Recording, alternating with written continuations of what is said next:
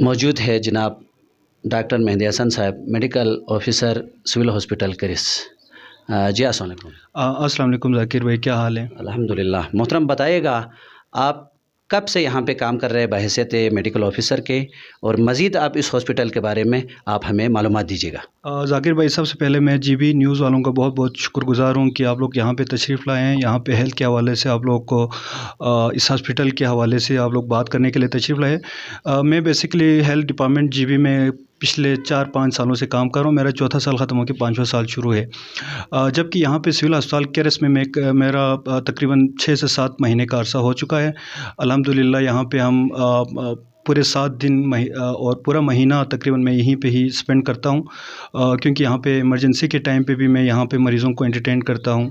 اس کے علاوہ ہمارے یہاں پہ او پی ڈی میں کم سے کم 80 سے 100 کے قریب مریض ڈیلی آتے ہیں، اور اس کے علاوہ یہاں پہ جتنے ایمرجنسیز آتے ہیں، اسپیسیفکلی یہ جو شہر سیاچن ہے، یہاں پہ بہت زیادہ ایکسیڈنٹس ہوتے ہیں، ایکسیڈنٹ کے کیسز بہت زیادہ ہوتے ہیں، یہاں سے لے کے آپ کے گول اور یہ کھرمنگ والی سائڈ پہ بھی ایون کچھ کیسز یہاں پہ آتے ہیں، تو پھر ہم ان سب کو انٹرٹین کرتے ہیں۔